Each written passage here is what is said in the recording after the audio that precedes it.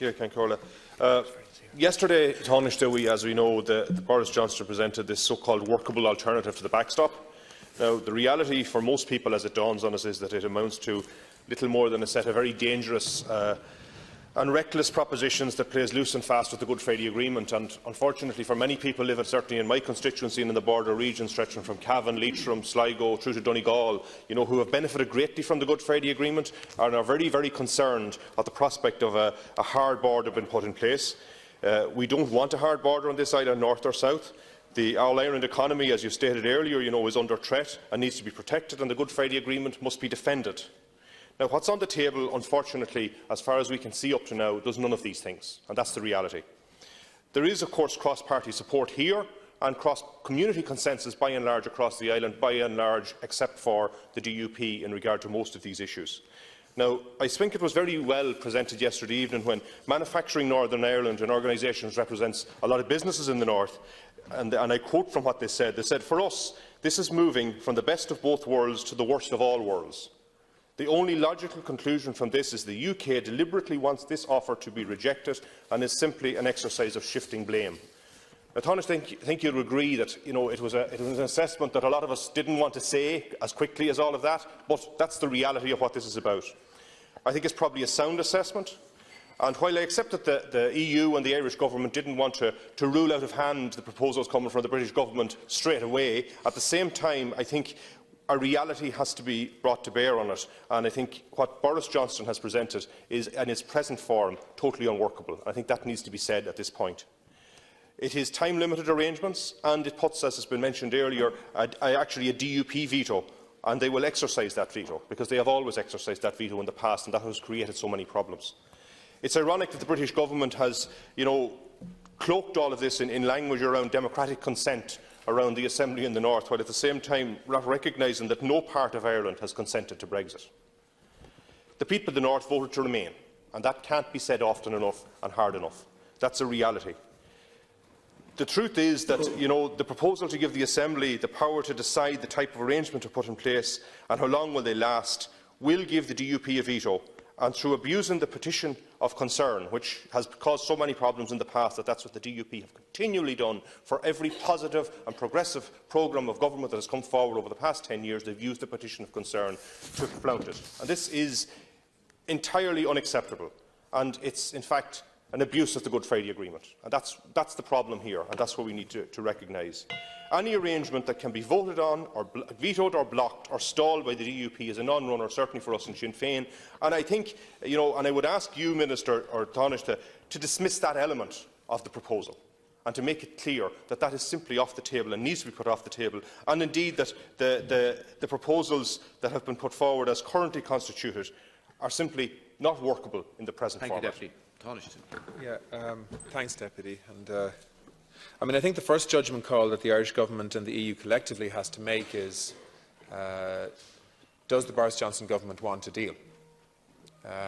And what does the evidence suggest, and what does the language and the conversations and the phone calls that have taken place between Dublin and London suggest?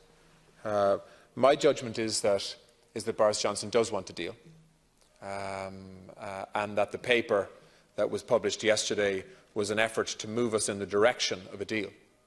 But I agree with you that if that is the final proposal, there will be no deal. There are a number of fundamental problems with that proposal, but I think it's also true to say that there is a progression towards the space where we need to be in other elements of the proposal. We've moved from a verbal commitment towards an all-island approach towards agri-food and SBS to now a written commitment and a legal text behind it for all-island alignment on all goods, including agriculture, in terms of consistency with EU rules of the single market. That's a good thing, and we need to recognise progress, because it's difficult to find progress at the moment. But as I've pointed out to Deputy Cleary, there are elements of this proposal which simply will not be part of any final deal. And the two most obvious ones are the approach on customs, which we think, just from a technical and legally operable perspective, don't work. But we'll test that more fully with the task force in the coming days. And secondly, this issue that has been referred to in London as consent, but whether it's consultation or whether it's a role for an executive in Northern Ireland around how proposals would be implemented, we cannot support any proposal that essentially suggests that a minority will determine what the majority have to live with. It's just not going to work. And if that is the proposal, I believe it would be very, very difficult to get an executive up and running. Why would other parties buy into an executive if they believe that that executive could essentially prevent solutions linked to Brexit? So these are serious issues that we need to deal with in a serious and a calm and a competent way through the EU task force and through direct conversations with our counterparts in the UK. I'll be in Belfast tomorrow meeting Julian Smith, and we'll, I'm sure, have discussions around this space. You know, I think it's important that we are clear, calm, respectful, but also honest in terms of what's possible and what's not. And certainly, there is no point in having a whole series of proposals, even if all those proposals make sense and work, if they can essentially be vetoed by a minority or by one party in Northern Ireland, to the frustration of the majority. And you know, we've heard what business leaders are saying across the spectrum in Northern Ireland: deep frustration and wanting solutions that work and that they can rely on. That's what we're looking for too. And so I believe that even though the proposals of yesterday are not the basis for a final deal or agreement, I hope they are the basis for a serious discussion and negotiation that can progress that proposal into a landing zone that might work for everybody. Deputy Kenny.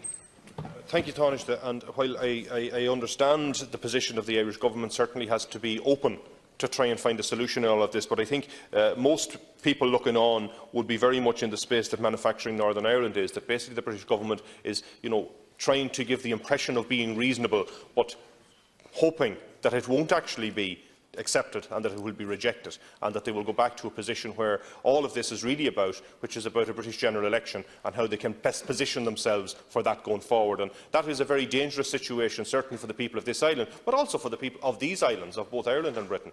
And the conclusion of all of this is going to lead us into a very bad space.